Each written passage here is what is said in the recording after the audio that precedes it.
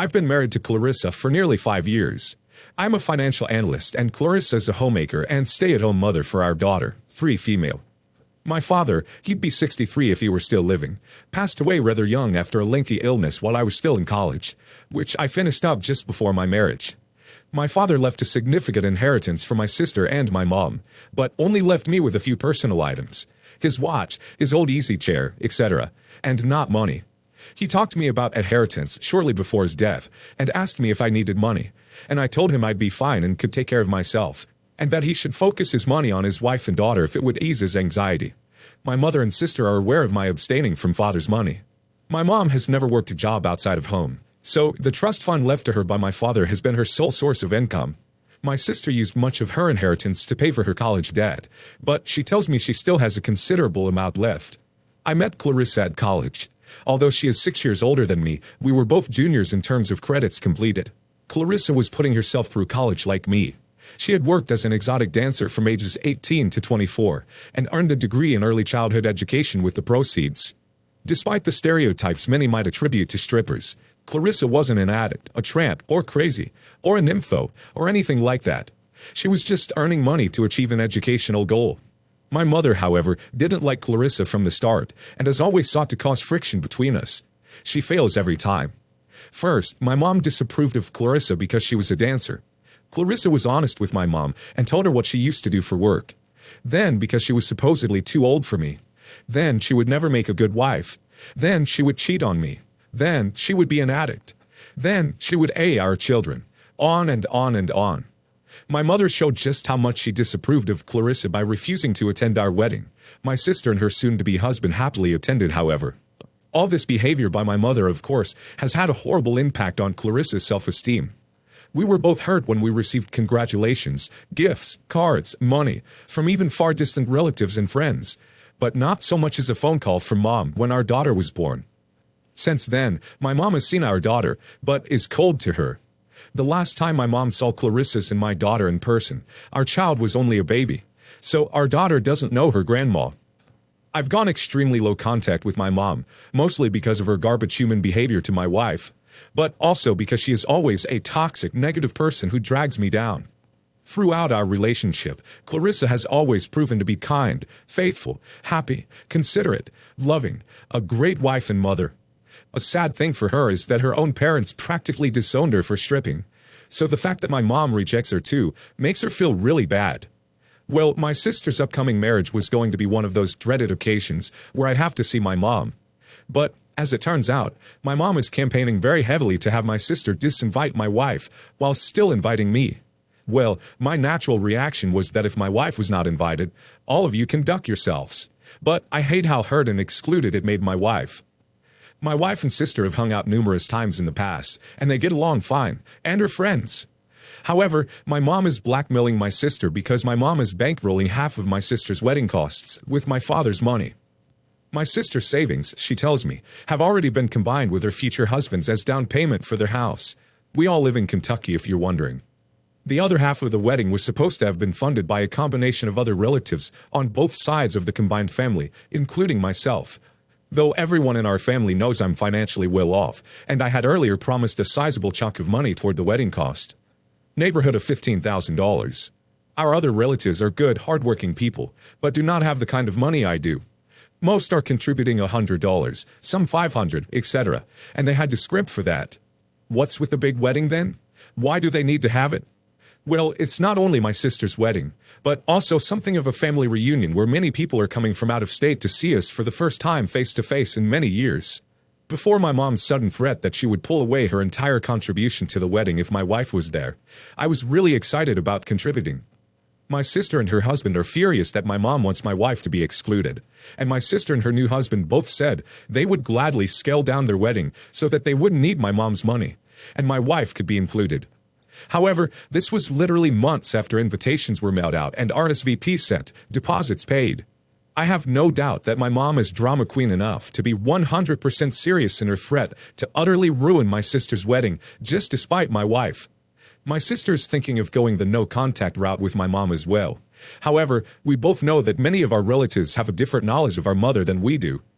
Our mom plays the role of selfless matriarch to her other relatives, while to my sister and me, she plays twisted mind games. My sister's at a loss as to how we can still have a good family reunion and a nice cheaper wedding, while somehow putting a muzzle on my mom without outright disinviting her, which would cause a huge meltdown in our family. And then there's my wife. My wife was really brave to my sister's face and said that I should just go to the wedding without her. Duck that. But my sister said she wanted my wife at the wedding and would be glad to have a party in the backyard if need be. However, dozens of people have booked flights on the premise that my mom would comp them hotel stays and whatnot, and my mom will pull the plug if we go off and do our own thing. If we do, we know our relatives will think of us as rotten children somehow. Neither my sister nor myself want my sister's wedding to have any negativity, yet my mom is putting her foot down as to my wife being there. I offered to simply give my sister money and stay at home with my wife, but she said no way. She wanted me and my wife there. The day my wife was being brave and offering to stay at home, my sister didn't buy the lie for a second, and later cornered my wife in another room, and my wife burst into tears, with my sister just sitting with her hugging her. I feel so awful. What can I do here? What should I do? How do I make sure my sister still has a great wedding without causing a bunch of drama? So here's what you do. Conspire privately with your sister. Have her tell your mom that she thought it over and has agreed to invite you and disinvite your wife. Mom's satisfied and bankrolls the wedding as agreed. Then, you show up with your wife anyway. Your mom's options are to swallow her bitterness or make a giant scene in front of all the other guests. If she's as fixated as keeping up a generous public face as you make it sound, she'll be powerless to do anything at the risk of blowing your own cover. If your sister is prepared to cut off contact with your mother because of this, I'd probably lie and agree to what she says so that your mother pays for it, and just have your wife and you show up to the wedding anyways.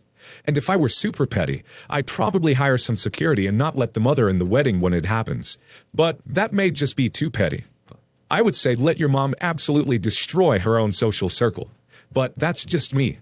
Let her have dozens of people get mad she isn't paying for hotels and whatnot. Hello, everyone. I am 34 female. My daughter is 12. My soon-to-be ex-husband is 39 male. A few months ago, my daughter was at school and one of her friends, Mary, got mad at her about something. I forgot exactly what the fight was about, but at one point, Mary said to my daughter, "Your dad comes over to my house late at night and I can hear him and my mom having s." My daughter told her she was a liar, and later on admitted to me that she told Mary to shut up and called her a pretty unfriendly word, but was very upset about this. She told her teacher she had a stomachache and needed to go to the nurse. When I came to pick her up, once she got in the car, she began crying. I had no idea what to do, so I called my husband, who immediately flew off the handle, screaming about Mary and telling our daughter if she ever speaks to her again, she'll get punished, etc. Long story short, cutting out a lot of ugly details. His very strong reaction was because Mary was telling the truth, and he was having an affair with Mary's mother. Mary's parents are not married. They are not in a relationship. Apparently, it was just physical. We are in the process of getting a divorce. It's somewhat messy because he doesn't want one, but I'm trying to keep it as civil as possible due to our daughter. As everyone knows, young friendships seem to change faster than the weather, and now my daughter and Mary are friends again. My daughter wants to have Mary over to our house for a sleepover, and I don't know how I feel about this. I don't hold anything against Mary for what her mother did. I would never discourage my daughter from being friends with anyone.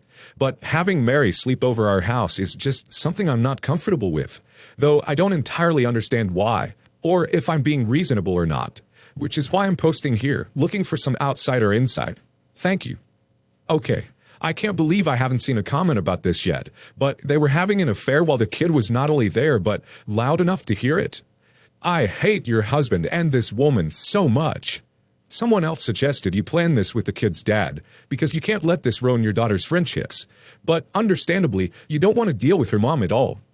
My advice would be to tell your daughter a watered-down truth. You are happy she and Mary are friends, but still sad about what happened with Mary's mom, and you don't think her staying over would be good right now, but in the future you might feel differently. With your daughter being 12, she will be able to grasp or understand emotions at a certain extent. If you don't think she is understanding of sadness, you could try and give an example which does not relate to the situation, as you don't want to be accused of taking it out on the kids. This will also show your daughter you respect her and are giving her a reason rather than a flat-out no. Also, Mary's mom might also say no to the sleepover, as she would have to possibly face you. Yes, the kids are innocent, but your ex and her mom involved Mary by doing the dirty in the house when she was there, so they probably don't see the problem with the sleepover. Don't push yourself into a situation that will make you feel worse and harm your relationship with your daughter. I hope things go okay for you. Haha. A couple of months ago, my sister-in-law Daisy came over for dinner. She'll come over maybe once every couple of months. Otherwise, we see her at bi-monthly dinners at the in-laws' house. We were talking about shopping for Christmas presents, and mentioned how nice it was that we got to both go alone without a toddler crying over every last toy. She asked where daughter Gina was when we went. My husband told her that my sister Lily babysat. I was a little hesitant to say anything as there's been weird jealousy in the past with Gina. She was the first baby on both sides of the family. I think all my in-laws get a little jealous of how much time we spend with my family. My family is very laid back and easy to get along with, while things with my in-laws are very particular and need everything to be structured. My husband has even agreed that he'd rather spend a Sunday afternoon watching a football game with my dad and brother, instead of sitting in his parents' sitting room watching mother-in-law play with our daughter. Also, my sister and I are basically best friends, and have been our entire lives. All this together means my daughter and sister spend a lot of time together and are very close. Back to Daisy. After she found out Lily babysat, she started asking if she could too. This weirded me out for many reasons. 1. Who the F asks to babysit your kid? I mean, it's one thing if you mentioned you were going somewhere and someone says, "Oh, I can babysit for you." This did not happen. My sister-in-law asked 5 times over the next month if she could babysit. Not come over and spend time with Gina, but babysit. 2. She doesn't have much of a rapport with Gina. When we're at the in-laws, they hog her, and Daisy doesn't get much time with her. When she comes over to our house, she spends most of her time on her phone. She'll sometimes get on the floor and play with her for a minute or two, usually when we suggest it, but before long, she's back to texting or whatever the F it is that she does on her phone. My brother-in-law's kind of the same way. Gina is still pretty young. He's not great with little kids, but he's fine with the relationship he has with her. I'm pretty sure once she's more into sports and games, they'll bond together. 3. I do not trust her alone with my child. Maybe in a few years if we really need someone, and Gina's more self-sufficient. But keeping up with a rambunctious toddler is hard work, especially if you sit on your butt and stare at your phone and ignore the toddler. We also don't really go out much. If we really don't want to take Gina, my parents or sister watch her. After about a month of us pretty much avoiding the question, she stopped asking. Fine, great, done and over with. Until my sister posted pictures on Facebook of the 4 of us, myself, husband, Gina, and Lily at Santa's village. My sister didn't have anything going on the day we were going, so she tagged along. The next day, sister-in-law texted asking if she could take Gina to Santa's village. I said I would let her know next time we went so she could come with.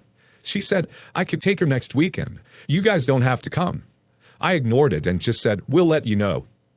I feel like I need to point out that I am 100% sure sister-in-law isn't up to anything nefarious. I don't think she gets that this is not a normal ask. She's pretty awkward and very immature. This has happened 3 other times since I've noticed the pattern. Not as severe, but still pretty annoying. My sister will post a picture on some social media of her and Gina, or just Gina, just hanging out at our house or whatever. Within 24 hours, we will get a text or call from sister-in-law asking to come over for dinner. If she ramped up her game and started playing with Gina when she came over, I don't think I'd mind as much. But nothing has changed. Nothing. She still comes over and basically ignores Gina to sit on her phone. So it just turns into a boring evening where we have to watch our toddler and host at the same time, and it gets awkward.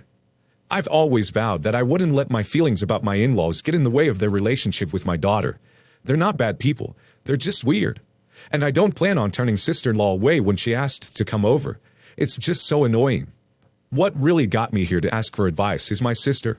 She's starting to feel bad. She told me she avoids posting anything about Gina online because she doesn't want Daisy to feel bad and doesn't want me to suffer for a boring evening with her for no reason. That pisses me off because Lily is the sweetest person and I love the relationship she has with my daughter. I don't want her feeling as if she has to tiptoe around Daisy and the entire internet. Does anyone have any advice on how to handle this situation? I can't just tell my sister-in-law to either put her damn phone down or stop asking to come over, which is what I kind of want to do. It would just end in hurt feelings and drama. I don't want sister-in-law to feel bad. I just want her to put her flipping phone down and play with her niece, or stop insisting she come hang out with her every time she sees my sister doing it. I just want my sister to be able to hang out with Gina and share it with her friends on Facebook if she wants to. If I can also get out of these boring dinners with a phone addict, I'd be thrilled. Your husband can, and I think maybe he kinda should take this one on for you. He knows the best way to handle this in consideration of his quirky family. Your sister shouldn't feel bad about posting pictures, and she should do whatever the hell she wants. If your sister-in-law keeps being a pest about babysitting, then I think you should really talk to your husband about how to solve this problem in the best way possible. I 100% agree that your sister-in-law shouldn't be babysitting when she seems so disinterested in your daughter as it is. It's odd.